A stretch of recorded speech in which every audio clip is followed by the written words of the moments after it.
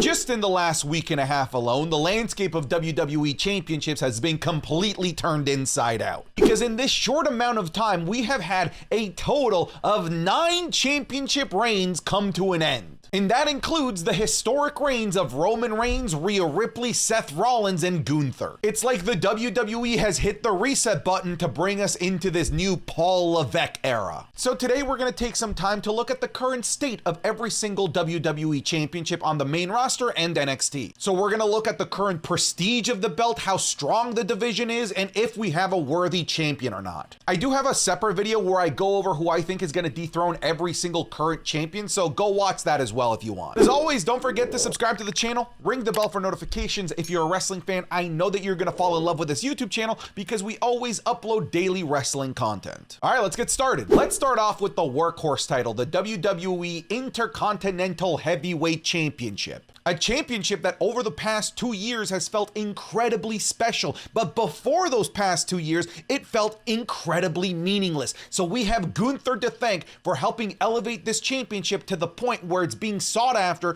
by main event talent, and it's even main eventing Raws. Speaking of main event talent, the current champion is Sami Zayn, one of the most over baby faces in the entire history of the company. This is a guy that's made his name being an incredibly likable babyface, an incredibly likable underdog, and the guy that ends dynasties just like he ended the Usos dynasty at WrestleMania 39 and ended Gunther's dynasty at WrestleMania 40. And Sami Zayn is a main event talent. This is a guy that at any moment the WWE can pluck and put into a major storyline, whether it's with the bloodline or going for a world title. And prior to this man, Gunther, I don't think that people like Sami Zayn that are at the top of the card would ever go for this championship. So we have Gunther to thank again for helping turn this deadbeat championship into something that is worthy of giving us quality main event matches like Sami Zayn versus Chad Gable. But not only is this championship now being used to help elevate talent like Chad Gable, but it's also being used to tell main event like storylines like the heel turn of Chad Gable in front of that raucous Montreal crowd. So all in all, even though the Intercontinental Championship has lost its suitor, Gunther, the man that made this championship feel special, it didn't drop in prestige when Gunther lost it. And I do feel like a lot of us were concerned about that, like who was going to carry the burden of dethroning Gunther, because I didn't see very many people having the ability to be able to do so. In the grand scheme of things, even though a lot of us didn't want it to be Sami Zayn, it turns out that Sami Zayn has been a great choice to be Intercontinental Champion to continue to keep the prestige of this title alive. I was concerned that this championship, the second Gunther lost it, was going to go back to pre-pandemic days where no one cared about it. But I'm happy to say that this championship still feels special. It is still an incredibly prestigious championship to win. And although it's not incredibly clear what the landscape of contenders it's going to look like, it's already looking pretty solid with people like Chad Gable as well as Bronson Reed, and who knows, maybe Sheamus gets in there, maybe Gunther comes back. The overall outlook of this championship looks incredibly bright. Now let's look at the WWE United States Championship, which has also had a bit of a resurgence, not just in terms of putting on quality matches, because it has, but it's also now being defended against main event talents like Randy Orton and Kevin Owens, and it's also the championship belt that's getting the most amount of eyes in social media because of the current champion, Logan Paul. I personally believe that Logan Paul was a perfect champion to help elevate this championship that had gone through so many years of irrelevancy.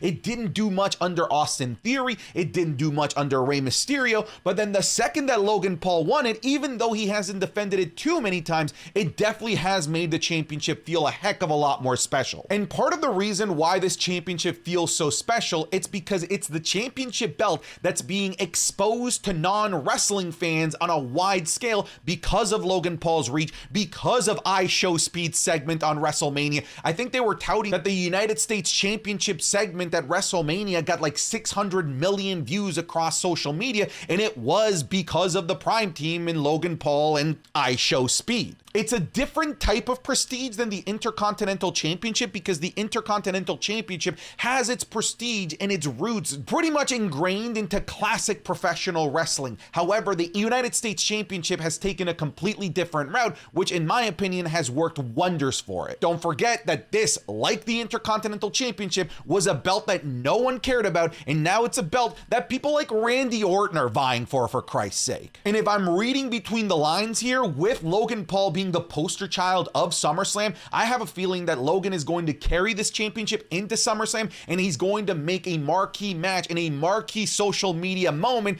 at SummerSlam involving the United States Championship. So overall, the belt feels more prestigious than it's felt in a really, really long time. As well, when you look at the people who are vying for this championship, the overall future outlook of this championship with Logan Paul being a young champion, the future is also still, even though it's already doing really well, very bright for the United States Championship.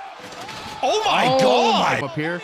Oh, that is beautiful. God. Did you like that? Because that was a sneak preview on Patreon's new show, The Wrestling is Cool Match Club, which is available exclusively to patrons over on patreon.com/SantiZap. Over there, you're gonna get The Wrestling is Cool Match Club, where Sancho and I react to matches that the patrons suggest. This week, you're getting the WLC match, AJ Styles versus Kurt Angle back in the TNA days, and Eddie Guerrero versus Edge from 2002. On top of that, you get the Wrestling is Cool podcast 3 days earlier than everyone else, the Raw reviews, the SmackDown review, so we're adding more and more value to the Patreon basically every week. That's going to be patreon.com/SantiZap. You'll find the link right at the top of the description or in the pinned comment. Hopefully you come check it out. There's almost 1,000 people over on the Patreon, and this community continues to grow. So hopefully you come check it out. Now back to the video. Let's look at the NXT North American Championship. A championship that went through like this phase of hot potato there in late 2023 where it lost a lot of prestige. I think it gained some prestige when Dominic Mysterio was champion, but then he lost it to Trick Williams, who held it for like a day, and then back to Dominic Mysterio, and then to Dragon Lee. And all of this back and forth and hot potato really made it so that the prestige that Dominic Mysterio and Judgment Day helped build for the North American Championship was starting to dissipate. But here comes Oba Femi, and Oba Femi was a more or less unknown rookie who won this championship, which brought me a little bit of concern because putting this championship on a relative unknown could have really damaged the overall reputation and the importance of this championship. I am happy to announce that I was not necessarily wrong because I didn't think and I wasn't sure that that wasn't going to be the case. I just said that it was a possibility. And I'm happy to announce that that possibility did not come to fruition because Oba Femi has helped elevate this championship to heights that I haven't seen since like 2021. The North American title is back to being the main launching point for future megastars in NXT, for future megastars in the main roster, and Oba Femi is the perfect personification of that. He is a dominant champion that is taking on all comers, a dominant champion that is making this belt look like something insurmountable to try and win. Something else that has really recently helped the prestige of this title is how good the triple threat match for the NXT North American title was between champion Oba Femi, Josh Briggs, and Dijak in what I'm considering to be, at this moment, the match of the year in terms of in-ring work rate. It was an absolutely fantastic match. And when you have matches like this, matches with two very legitimate contenders that are putting on match of the year contenders, it helps elevate the importance of this championship. Another reason why this championship continues to increase in prestige is that now we're having main roster members trying to go after this championship, and Ivar going down to NXT to try and challenge Oba Femi for it. Now don't get me wrong, like I know that Ivar isn't this like main event talent like a Randy Orton vying for the United States Championship, but it doesn't change the fact that Ivar is a phenomenal singles performer that has truly blossomed throughout 2023 and 2024 and has become one of the best performers in the mid-card. The fact that he's going down to NXT trying to take the North American Championship off of Oba Femi helps elevate that championship even more. Even if we don't believe that Ivar is going to be the one to dethrone Oba Femi, it's sets the precedent that people that have been cooking on the main roster are looking down at this NXT North American Championship as something worth chasing. And again,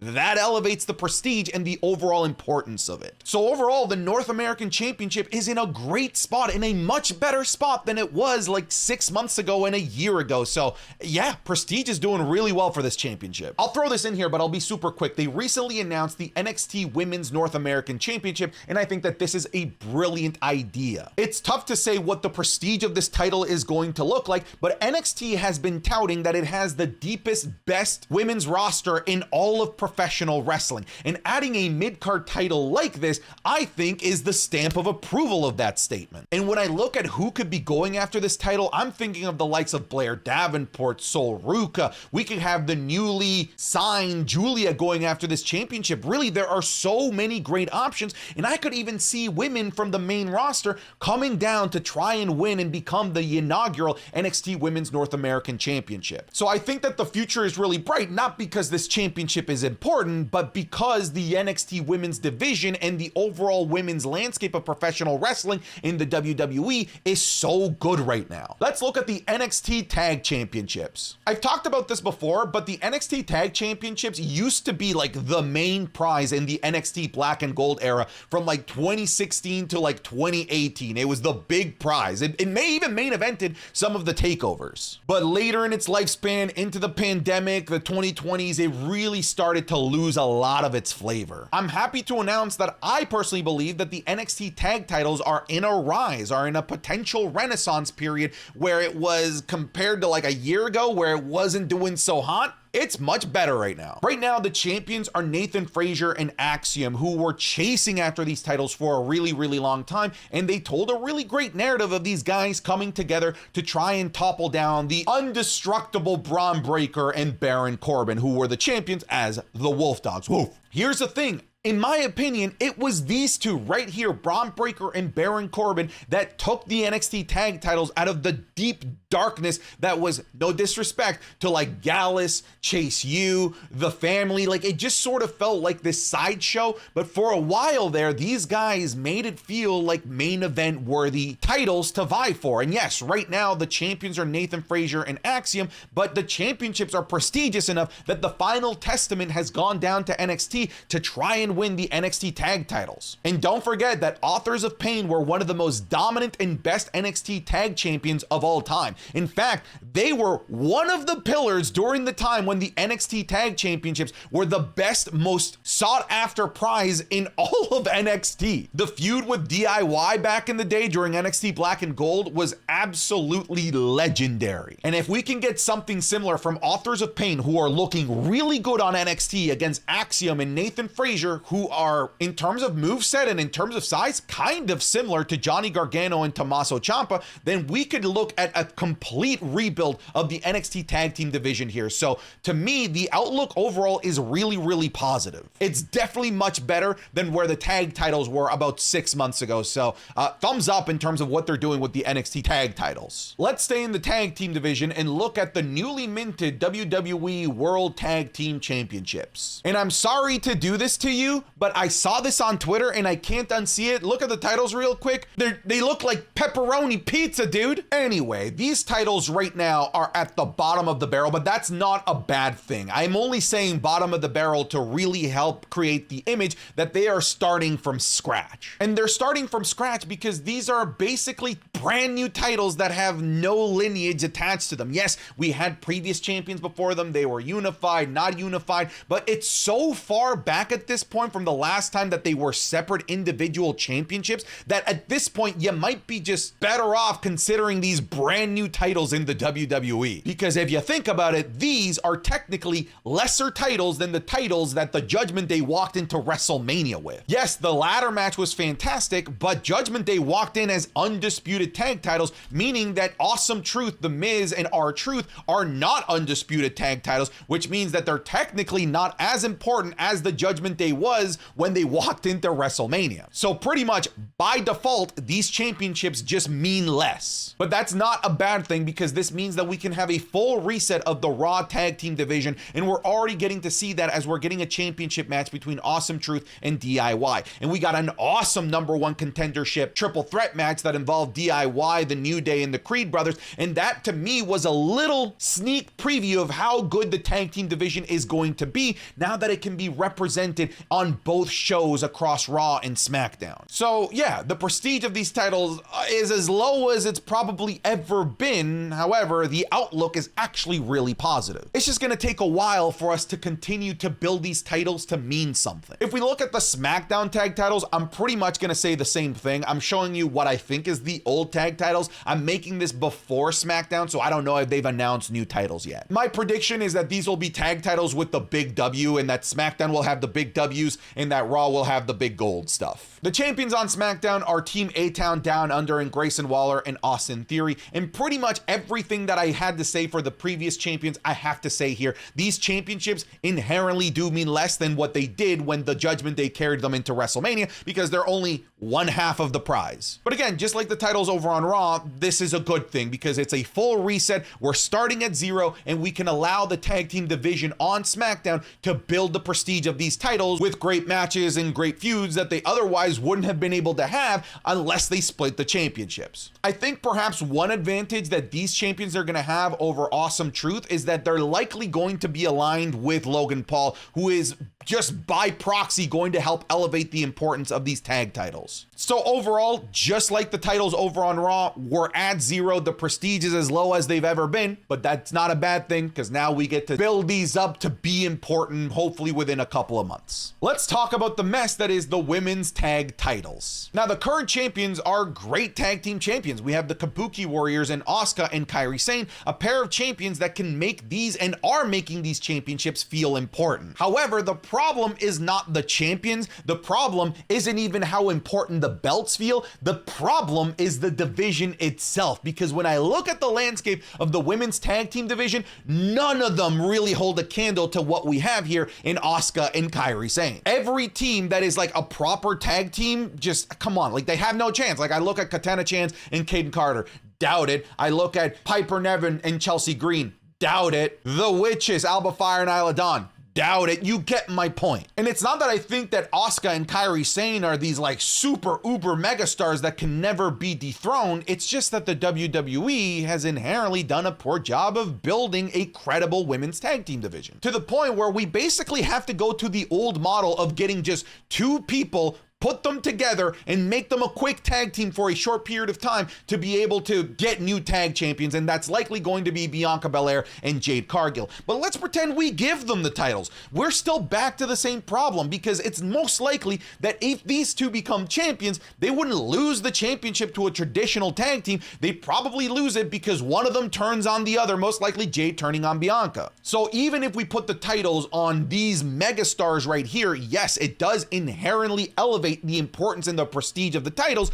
but it doesn't overall help the women's tag team division. So these titles, in my opinion, are going to continue to be in this lull unless they figure out the division as a whole. The titles aren't the problem. The current champions aren't the problem. The likely winners of the championships in the future aren't the problem. The problem is the actual overall division. Let's look at the NXT Women's Championship, a championship that to me was recently elevated because Becky Lynch had such a great run on NXT, a great set of title defenses against really credible opponents across the main roster and NXT, and she dropped it to what I thought was a great women's champion to carry the torch in Lyra Valkyria, who in my opinion was a great fighting champion as well. On top of that, Lyra Valkyria did lose the title to a brand new heel in Roxanne Perez in what I thought was an absolutely phenomenal match at NXT Stand and Deliver. And when we have title changes that happen as a result of amazing, really good matches, and the title is being held by a character character that's slowly and surely continuing to rise up in Roxanne Perez, you maintain the prestige of the championship when you transfer it from one great champion to a new champion. And we're already seeing Roxanne Perez wanting to be a fighting champion and wanting to get out there and fight, as we have an announced match at NXT Spring Break-In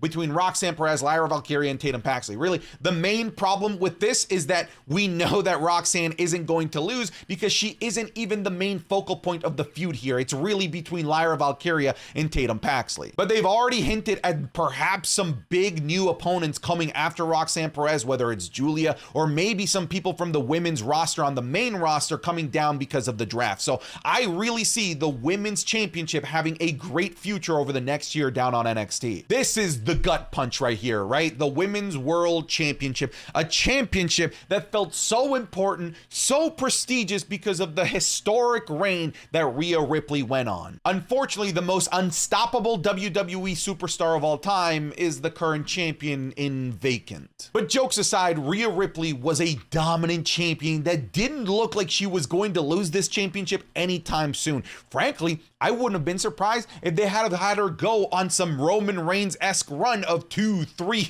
maybe 4 years as champion. Because not only was she a credible, dominant champion, but she was also young enough to really be the spearhead of the new era of professional wrestling that we're in. In fact, I feel like I jinxed it because I put it out into the universe where I said that the only way that Rhea Ripley is gonna lose this championship is probably through injury, and unfortunately it happened. It's nice to know that the last championship defense for Rhea Ripley was such a good match between Becky Lynch, and a really important match as well between a legend in Becky Lynch and somebody trying to become a legend in their own right in Rhea Ripley. Here's the problem. This championship is gonna be problematic moving forward. Yes, Rhea Ripley elevated this championship to heights that we didn't think were really possible. But whoever wins this is gonna be the champion that didn't beat Rhea Ripley for it. So you're gonna have a B-tier champion regardless of who wins this. Whether it's a new up-and-coming talent, whether it's an established megastar, you didn't beat Rhea Ripley for it. And because of that, the importance and prestige of this championship has to start at ground zero. We're not going to get that great transfer of power from Rhea Ripley to the next champion because we were robbed of that because of an injury. Let's look at the WWE Women's Championship. A championship that sort of felt like it was being held hostage by Io Sky, who very rarely defended the championship. I was kind of surprised to look back at the championship defenses of Io Sky. There weren't that many. The championship has been elevated in terms of importance and prestige simply by the fact that it was Bayley that won this championship. She is one of the 4 horsewomen. She is a legend in this business, and she is going to help elevate not just this title, but the overall women's division on SmackDown as well, in my opinion. I think what helps as well is that this was a really traditional road to the championship for Bayley. It wasn't just something that seemed like it was a Charlotte Flairism where it was just, okay, you're Charlotte Flair, you're gonna be given this opportunity. Bayley, even though she's a legend, went through the gauntlet to get there by winning the Royal Rumble and having an absolute classic match with Io Sky. So the fact that it's a legend in Bayley, that she won the Rumble, that she had an amazing match to win the championship in a great storyline helps elevate the importance of this championship just like that. And we're already seeing Bayley being a fighting champion and helping elevate the women's division around her by already defending the championship against Naomi in an upcoming episode of Friday Night SmackDown. So overall, it's very clear to me that with Bayley winning this championship, the importance and the prestige of this championship has definitely gone up. And when I look at the landscape of the women's division on SmackDown, it's as good as it's ever been. You got people like Naomi, Tiffany Stratton, Bianca Belair, the members of Damage Control, Jade Cargill. There are so many credible opponents for Bayley to either beat, lose to, elevate, who cares? And it could realistically become even more of a competitive women's division after this draft.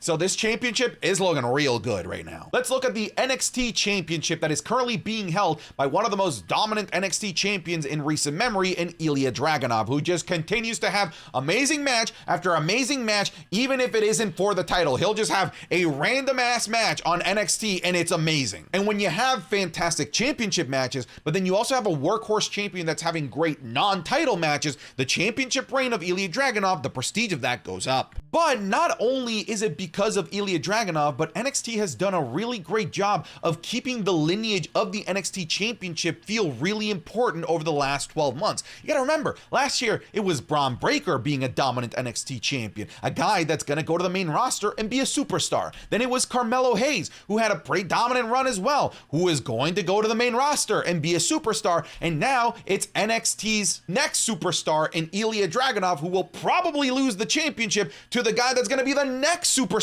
after all three of these guys that I mentioned in Trick Williams. So they've done such a great job of bouncing this championship from megastar to megastar to megastar, and I think they're gonna do it again here with Trick Williams. So NXT gets it. They understand how important it is to keep this championship sacred and make sure that it's only ever on their top guy at any given time. So over the last 12 months, the prestige of this title continues to rise and rise with championship changes, and I think that's gonna continue to be the case here. So overall, NXT Championship looking great, even in the days post Ilya Dragunov, whenever he inevitably gets called up during the draft. Let's look at the WWE World Heavyweight Championship now, where the current champion is Damian Priest, who cashed in his Money in the Bank briefcase at this year's WrestleMania 40. There are a couple of things that are immediately glaring problems with this World Heavyweight Championship. The first one is that this wasn't the clean transfer of power from the dominant champion that helped elevate this championship to make it feel important,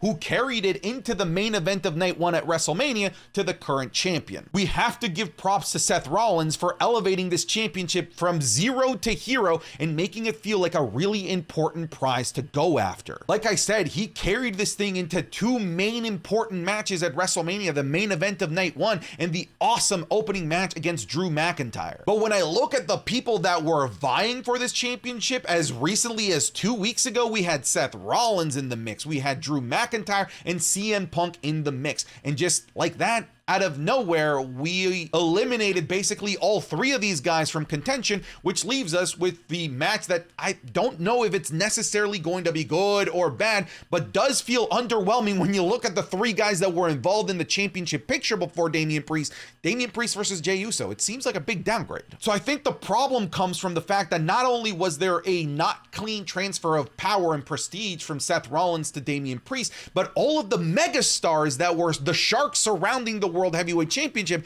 have been removed from the picture in favor of Jey Uso. And I personally believe that that's doing a big disservice to not just Damian Priest, but the World Heavyweight Championship as well. Because you're basically making the prestige of this championship have to start again from zero. And that seems redundant because Seth Rollins already had to do that. You didn't have to go back down to zero and have to rebuild this championship to feel important. I do appreciate and like the fact that this championship is going to give new people opportunities to go after it at PLEs. We're already seeing this here with main event Jey Uso. So that is a positive. However, the championship, I'm sorry to say, does feel less important when guys like McIntyre, Punk, and Seth Rollins aren't around in the picture to help elevate it. So I do see a bright future for it, but man, this took a big step down after WrestleMania. And last but not least, we have the WWE Championship that was recently won by the American Nightmare, Cody Rhodes, in the culmination of what I think is the greatest WrestleMania main event, and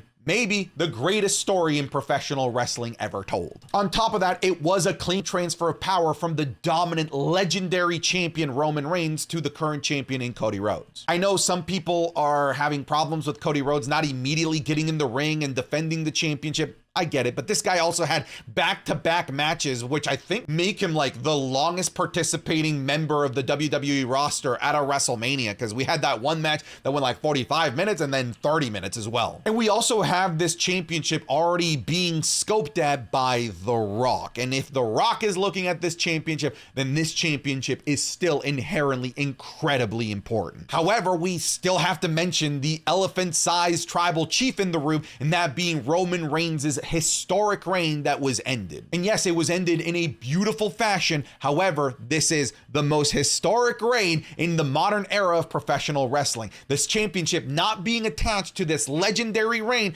does inherently bring it down a notch. And that isn't Cody Rhodes' fault. Like, that's just a default truth. This is a championship that went from over 1,300 days as champion to back down to 1. So Cody Rhodes has to do his own job to help elevate this championship back to it being like super special, like when Roman Reigns held it. But don't get me wrong, it still feels incredibly special to have Cody Rhodes, the face of the WWE, be the champion. But he's got some work to do to bring it up to the levels that Roman Reigns had it at. And having people like The Rock, maybe Roman Reigns when he comes back, going after this championship is definitely going to help Cody's case. Respectfully, what I don't think helps Cody's case is his first feud likely going to be against AJ Styles or LA Knight. I love both of these guys, but think about where we were just at. We were just at a championship match with Cody Rhodes, Roman Reigns. It involves Seth Rollins, the Bloodline, The Rock, John Cena, The Undertaker. So no disrespect to these guys, because I love them and I think that they're fantastic.